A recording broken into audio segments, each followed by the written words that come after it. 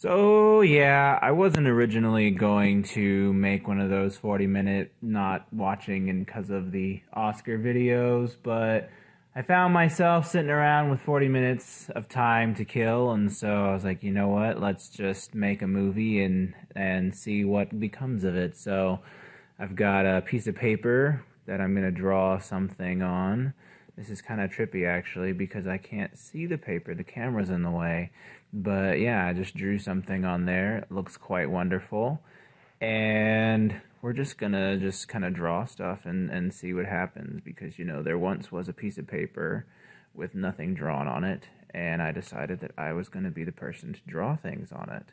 So this is our going to be our MC. We're going to name him Goofer, because that's a name that MCs nowadays should have, Goofer.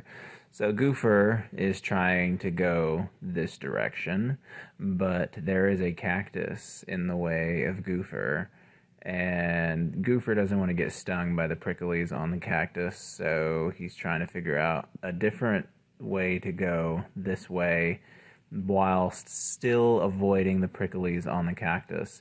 So Goofer decides that maybe if he went this way, he could avoid the pricklies on the cactus, but poor Goofer just does not have the proper vertical leap required to jump over this epic cactus here. And so Gooper finds himself all up in the pricklies. And you know what? It does not feel very good. Gooper is going to yell at this point in the story. He's going to say, ouch. And the first thing that Gooper set out to do, he failed at, because he's the main character, and that's what we main characters do. We fail at a lot of things. So Goofer's going to give up. He's not going to try and go past that cactus anymore. He's going to go down instead.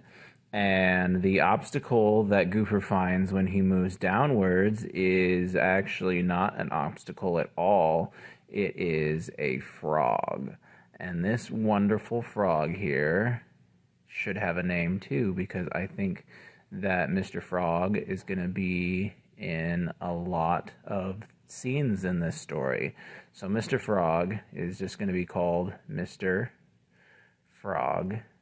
And when Goofer decides that he's going to move on this direction down here, he runs into Mr. Frog, and Mr. Frog tells him that if he still wants to go this way, he can, because the cactus is up there, and then they're down here now. And so Goofer decides, you know what, that sounds like a swell idea. So now Goofer and Mr. Frog are over here together. There's Mr. Frog and Goofer, and Mr. Frog's got that snaky tail thing going on there. Mr. Goofer is incredibly excited to be on this side of the cactus. That was his original goal. Start of the story was to be over here, and now he's over there. But he decides, you know what, I don't want to be over here anymore. I accomplished this goal, and it is time for me to move past it.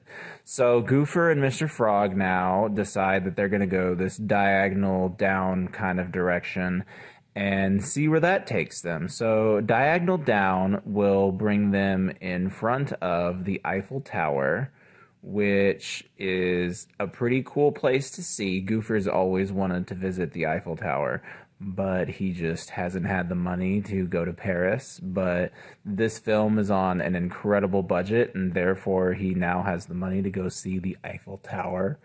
And so Goofer decides that he is going to take Mr. Frog, and they're going to go climb the Eiffel Tower. So here is a very small Goofer climbing the Eiffel Tower. And he's carrying Mr. Frog in his hands. This little dot there, that's Mr. Frog. He's not very big because obviously the Eiffel Tower is humongous. Well, as it turns out, while they're climbing this Eiffel Tower, it gets attacked by the giant butterfly of doom. And so here comes the giant butterfly of doom. It hasn't quite arrived yet. It's in transit. and the giant butterfly of doom is throwing rocks at the Eiffel Tower. And obviously that interferes with all sorts of things because, Goofer's trying to climb the tower and he's got Mr. Frog in his hands. And, I forgot to name the butterfly of doom. That's a really long name. Next character is getting a much simpler name. Butterfly of Doom. I shortened it by one letter just for you guys. So, Butterfly of Doom's over here tossing rocks at the Eiffel Tower. Goofer, our main character, and Mr. Frog, his friend, trying to climb the tower, and the Butterfly of Doom is just not having that. He does not think that people should be enjoying this giant tower. And so what Goofer decides he's going to do is he is going to throw Mr. Frog at the Butterfly of Doom. And so this dot that was originally a design of the butterfly's wing has now become Mr. Frog. So ignore this dot as being a design and just remember that it's Mr. Frog. And it turns out that the Butterfly of Doom actually thinks that Mr. Frog's a pretty cool guy. So he agrees to stop throwing rocks at the Eiffel Tower. And as a result, he kind of flies away off in this direction, off the page, so you guys can't see him anymore. But the problem is he took Mr. Frog with him. And so now Goofer has gotten off the tower, and he's closer to us and further away from the tower. That's why he's so big now. So Goofer, but our buddy Goofer here is sad because he had a friend, and now he does not have a friend anymore. So Goofer equals sad. And so now Goofer doesn't have a friend. He made it over there by the cactus, and he thinks maybe if he goes back over there by the cactus where he was before, that he might encounter another friend. But Goofer is a big dummy, and he just walked right into this cactus again and is getting stung by all the pricklies. And oh no, Mr. Goofer, his head is technically detached from his neck, but we're not going to pay attention to that right now because Mr. Goofer is in greater pain. He has encountered this cactus now twice. And the cactus is Mr. Goofer's enemy at this point, and Mr. Goofer just lost a friend, and so he sets fire to the cactus. He just burns that cactus to the ground, and now the cactus is gone and no longer ever going to torture Mr. Goofer again. So now we got Goofer who is over here, and he's still kind of upset because obviously his friend is gone and the tower got thrown with rocks at it, and he just burned down a cactus, and he doesn't really know how to feel about that. But Mr. Goofer is here, and he no longer wants to be here because he just burned down a cactus, and the police are coming. The police want to figure out who burned up this cactus because it was a national monument, and national monuments shouldn't be burned down. So now the police are here, and they are very unhappy with what they see. But before the police arrive, Mr. Goofer goes right back to here where he started, and so he's not so bad anymore because the cops obviously have their back turned to him, so they can't see him. They're paying too much attention to the cactus that's on fire. And so while Mr. Goofer is standing here, he gets a visitor from Mr. Triangle with Wheels, and the Triangle with Wheels informs Mr. Goofer that he is actually not a triangle. He is a shape that is different from a triangle. He is a tent. That is, Mr. Triangle is actually a tent with a diamond for a mouth. That's a diamond. It kind of looks like a box, but it's not. And he has a request because his wife, Mrs. Trapezoid, is trapped in a Zoid. And so Mr. Triangle here, who needs a better name because we already had Mr. Frog, so let's not name him Mr. Triangle. Let's call him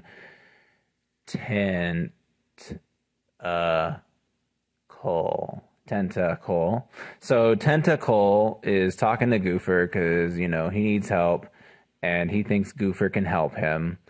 And so what we got going on here is like an exchange of information. He needs his wife, Trapezoid, to be untrapped from the Zoid.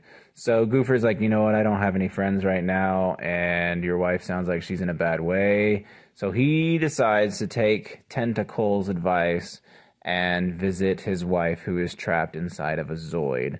So, like, you know, back in the 2000s, there were these animal transformer things that were not transformers, and they weren't animals either. They were Zoids, and they were like a toy, but I think there was a show to go with it. I don't really know. But that's what Mrs. Trapezoid is trapped inside of. She is trapped inside of a Zoid. And there she is right there being trapped and whatnot. And so here's Goofer, and here's Tentacle trying to confront the Zoid who has trapped the Trapezoid lady. And, well, actually, he's not trapped her at all. He's just eaten her. And, like, instead of wheels, she's got blocks. And so, like, the tentacle rolls, but the Trapezoid lady blocks things with her blocks. And there's her hair. So now she looks beautiful. I should give her some eyes so that she can see. And so, yeah. So in order to get rid of this Zoid that has trapped the Trapezoid lady, Goofer does what he does best and sets it on fire. And so, bam, now the Zoid is on fire. And hopefully somehow by some miracle of a way, the Trapezoid lady gets out of there and does not burn alive. But I have a strong feeling that that's not going to happen. And so now, like, Tentacle is kind of mortified because he's like, oh no, my wife was in there and you just set fire to that Zoid, and how am I going to get out? And Goofer is at this point an arson, I guess. He's an arsonist. Is that a thing? Are arsons arsonists? I don't know. But setting fire is what Goofer does. And so he has now set fire to the rain and burn up this Zoid. And Tentacle is very concerned for his wife's well-being. And Goofer is just going to get the heck out of there because he's got better places to be. So up here, after setting fire to the Zoid and setting fire to the other thing that he set fire to, we've got Goofer, who is now hungry. And so he's at a restaurant. And he is ready for some food. And while he is at this restaurant, the server comes by with that cake, you know, that they serve that's on fire, the flaming cake. Yeah, he serves Goofer a big old pile of flaming cake because that's what Goofer does. He sets things on fire, and so he should eat things that are also on fire. So there's the person feeding Goofer the flaming cake of doom. But Goofer likes it because Goofer is an arson. And when he gets done, he like sets fire to the table because that's how he says thank you now. He just burns things. So Goofer set fire to the table, and once again, so like the police now have to show up because they're like, you know, why are you setting fire to the tables, and that's not cool. Why does the police cap kind of look like Mario's hat? I don't know. But he is not happy with Goofer at this point. And so Goofer, where are you at, Goofer? There you are. Goofer is going to go to jail, which is going to be way down here because it's getting kind of crowded up there. So now we're down here, and Goofer is going to be behind bars because he's an arson, and arsony is illegal. And that's just how this story goes. And we have a strong moral system here. So people who do awful arsony things get locked up in jails and such. So here's Goofer, and he's, you know, kind of worried, but also at least he's aware of his bad ways. He's in jail. But then Tentacle shows up. And he's with his wife. I don't remember her name. his wife. Oh, she was the trapezoid. That's right. With the block feet, who blocks things. So that's not a block. They show up and they're like, whoa, you know, Goofer, you actually saved my wife by a complete fluke freak accident because the Zoid defecated right before it completely died of fire consumption. And when it defecated, oh, she has hair. It defecated his wife out, who now has hair. And so they paid money. They bailed Goofer out of jail because Goofer's a good guy who just has a burning things problem. And honestly, like, who doesn't have a burning things problem these days? So Goofer leaves the jail and encounters another cactus because they're everywhere out here where Goofer lives in Antarctica. And Goofer decides that he's going to take his good fortune that Mr. Triangle or Tentacle or whatever his name was and Trapezoid Lady gave him. Oh, wait, this cactus is not nearly prickly enough to be threatening. So let's add some prickles in there. Okay, yeah, that looks like a badass looking cactus now. So this Goofer is going to go around this cactus. Instead of burn it down, he's going to follow his better judgment, and he's going to burn this cactus. Or no, he's not going to burn he's not going to burn the cactus. So Goofer is now over here, not burning things, and he's doing all right for himself. And he remembers how much fun he had when he visited the Eiffel Tower with his friend Mr. Frog, who's still gone. He disappeared on the back of that butterfly back over here when all that went down. And so now he's going to go visit something else instead of visiting the Eiffel Tower, obviously, because he's already been there, so why go there again? So he's going to go over here, and he's going to visit, what's a cool place that people want to go to? Like a volcano, yes. He's going to go visit a volcano because volcanoes are hot with lava and such, and he likes burning things, so him and lava would get along pretty well. And so here's the volcano, and Goofer's kind of on the edge of the volcano. He's a giant monster man now. He's as big as the volcano because I don't know anything about proportioning. And Goofer is pretty happy with himself, honestly. He's like, you know what? This is the place to be. Like, if I were to be stuck somewhere for the rest of my life, lava going everywhere, he'd be happy there. And so Goofer's just kind of chilling. He's content with his life at this point in its stage. But then a huge plot hole happens. And the huge plot hole happens in a form of a sinkhole under the volcano. And the sinkhole under the volcano's going down into the sinkhole. If you guys can't see that, that's an arrow, and that's the sinkiness of the sinkhole. These circles are the sinkiness of the sinkhole. So, yeah, Goofer's fallen down into the volcano sinkhole thingamabob, and he winds up, I'm running out of room here, in this section of the page, where he is confronted by secret government agents because they work underground too, and they're like mole people without faces. Mole people without faces. That's the government mule mole person. Mole person without a face. Mole person. So yeah. So he goes down into the sinkhole, and the mole person finds him, and they inform him that he's not supposed to be down here, which Goofer kind of already knows that. Goofer's not an idiot, but Goofer doesn't know how to get back to the surface, and the mole people don't have modern technology, so they can't really help him either.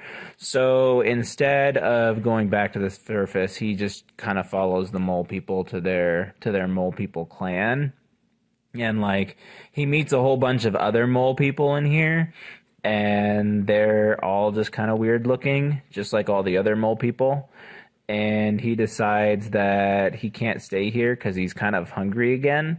And so what he does is he burns the mole people, and he burns so many mole people that they create a giant pile of ash. This is the giant pile of ash here. And Goofer like climbs the giant pile of ash and gets out of that pit because no one wants to stay in a pit forever. So that's Goofer climbing away, trying to get out of this pit. And he looks really happy for having done so.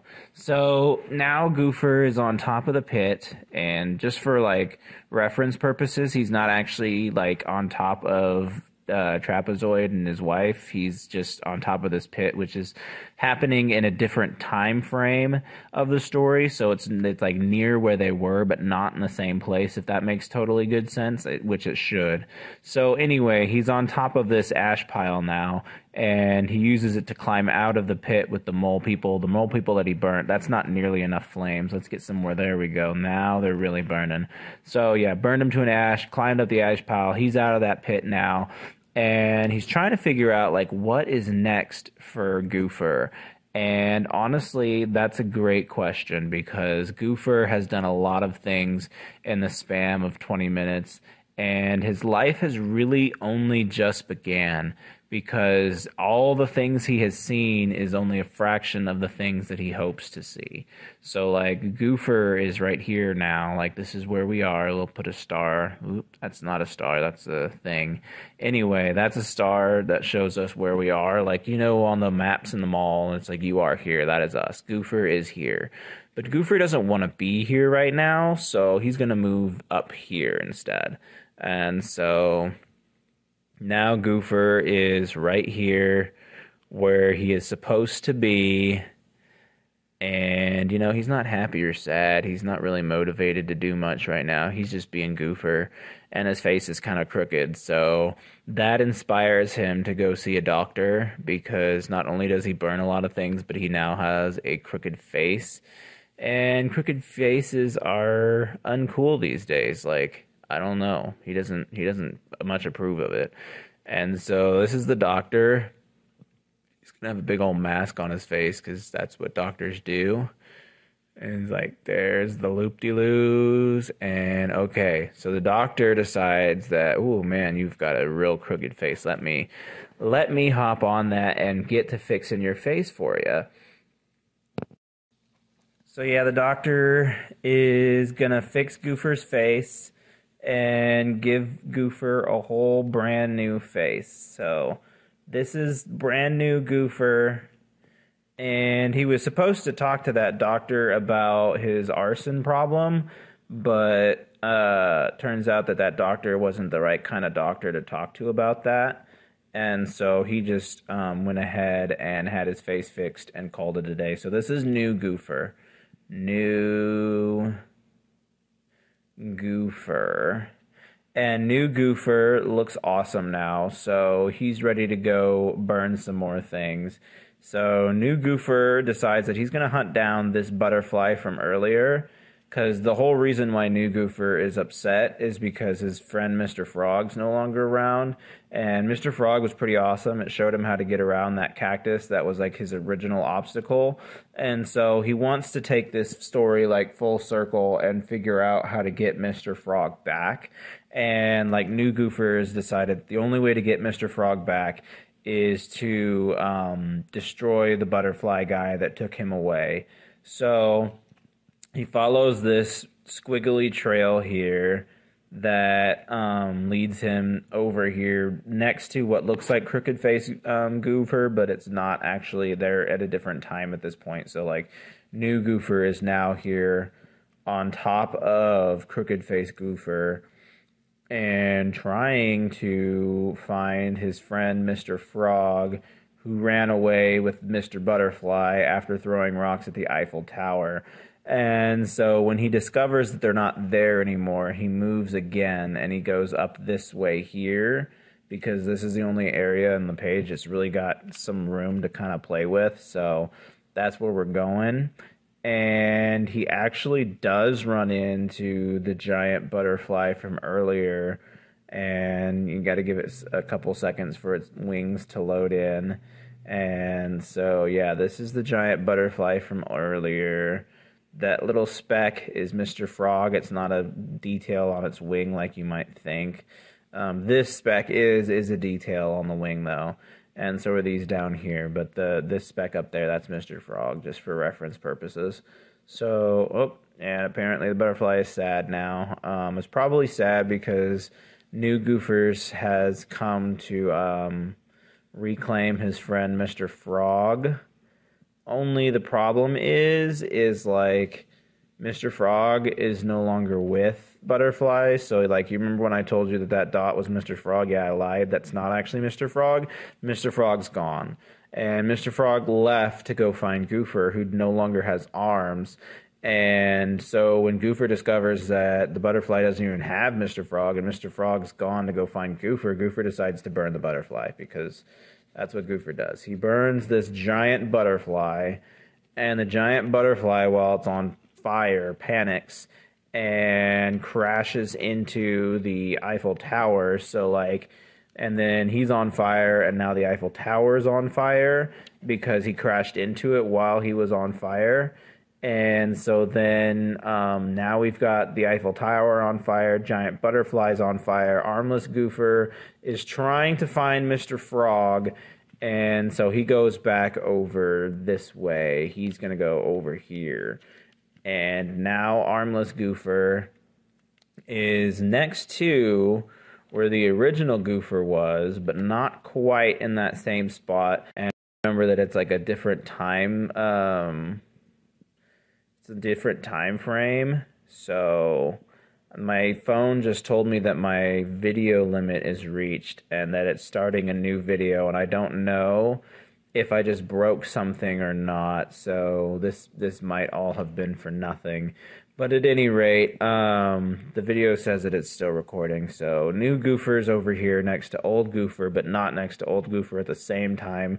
There's a whole lot of stuff that's on fire right now, because, new Goofer's not supposed to have arms anymore, but he has arms now again, so that's cool. He is looking for Mr. Frog, and he's going to go back to where he found Mr. Frog earlier, because, Mr. Frog should be there. But instead of finding Mr. Frog, he just found Mr. Frog's home. So here's a house with a triangle roof. That's where frogs live. Like, people think they live in ponds and stuff, and they're wrong and dumb, because frogs live in houses just like people do. And so when he doesn't find Mr. Frog in his little frog house, he burns that down, because Goofer just is on a rampage now. He's out of control. Can't find Mr. Frog. Burned down Mr. Frog's house. He went over here to where something else happened, and he set fire to that too, because he's just burning everybody, burning every bridge, burning all the things. And then he went over here to where he and Mr. Frog were happy earlier, and Mr. Frog's still not there, but he remembers how happy he was when he was there, so he spares it the arson that the rest of this entire page has been, like, experiencing so far. And he moves down here because I need to get us into this empty spot, because it's kind of the only thing that something hasn't happened in yet. And so Mr. Goofer, who no longer has arms, he's not that close to the lava, obviously, because that would burn him and kill him, but he is just in this different spot here. And he's got no arms. He's still looking for Mr. Frog, but hasn't been able to find him. Instead, what he runs into is a lady named Ella. So look at that. Woo, Ella's got some great hair. Ella A is her full name. And but she just has people call her Ella.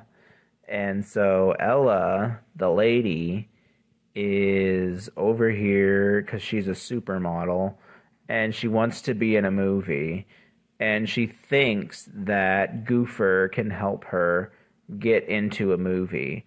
And little does she know, like, Goofer doesn't do anything with movies. Goofer is an arson, and that's like it. But Goofer's like, you know what, filming a movie sounds like a good idea. I still haven't found Frogger. And so him and Ella decide to get married. And so up here is new Goofer without arms marrying Ella, who is an aspiring actress. And they think that they're going to live happily ever after, and that her wild hair will not bother him all that much. But while they're getting married, Goofer comes upon a pretty important plot hole. And that is that Mr. Frog, where's Mr. Frog at? Oh, I haven't drawn him yet. Mr. Frog shows up at Goofer's wedding and is like, yo, bro, like, how you gonna get married without letting me know? And Goofer's like, oh, snap, Mr. Frog, I've been looking for you all over the place. Where you been? And Mr. Frog's like, I've been looking for you. And it turns out they were looking for each other. And so Mr. Frog eats the Ella A lady. Yeah, gobbles her up. Nom, nom, nom. She's gone. And then Goofer's like over here, kind of confused, but not that upset about the fact that his wife just got eaten. Although it wasn't really his wife, it was just his fiance at that point, so they weren't actually married. And then, like, Mr. Frog now is significantly larger than he was before because he just ate a person. And Mr. Frog's like, yo, Goofer, where have you been? And Goofer's like, Mr. Frog, I've been over here. So we're right here in the story. If you guys can't tell, that's what's going on. Mr. Frog and Goofer have reunited. And they decide that they're going to get married, actually, because they're best friends, and that's just how that happens. Except for Goofer just, like, spawned into this cactus again, and these darn cactuses have been ruining his life, his entire existence has been one cactus run-in after another. He narrowly avoided it over here, but when he moved down to get married to Frogman, he just got obliterated by this cactus. So Mr. Goofer and Mr. Frog are now upset because they ran into this cactus, which they've been trying to avoid. And what they've decided to do instead of get married is to run for Oval Office and abolish the existence of all cactuses in the entire universe's world. So this is Goofer not married to Mr. Frog, and his running mate, Mr. Oop, he's got arms now. He's not supposed to have those. And his running mate, Mr. Frog, is over here. And they're running for Oval Office, which is going to be just this really big oval right here. And their campaign is No Mas de Cactus. They don't really speak Spanish, but it rhymes, and so they thought it was cool. So No Mas de Cactus is their slogan, and they're running for Oval Office, and they're looking to, get elected. But the problem is Ella A had a sister, and her sister's name was Duh. And Duh decides that she's going to run in their stead. Duh's got crazy hair, too. It just runs in the family. And Duh is going to run in and try and intercept them because she's upset that Mr. Frog ate her sister, Ella A. And so they're running against each other like Street Fighter style versus going after each other. And then Goofer just sets her on fire because I don't like that plot point, actually. And so, boom, they're running against unopposed because he set her on fire, and somehow the world didn't see that on national television happening. So, boom, whatever her name was is now out of the story. And they're running again, this time unopposed. Let's have them run over here. It's getting a little crowded. And so, yeah, they're going to run for the Oval Office over here now because the other Oval Office was overcrowded. And we've got No Mas de Cactus. And so they run and they succeed. They're now mayors, co-mayors. Like, they didn't want to be, like, alone as mayors, so they're co-mayors of this town now, and their first act is to eliminate. Oh, Mr. Frog has not been in like the past few slides. I'm sorry, Mr. Frog, I forgot all about you there. Mr. Frog, and so they have no idea what they're doing or what's going on, but they want to get rid of this cactus right here. And so in order to get rid of this cactus, obviously Goofer wants to just burn it down, but he's running low on fuel, and like fuel is not very cost effective these days. And even though they're not really politicians, they have to pretend like they care about people.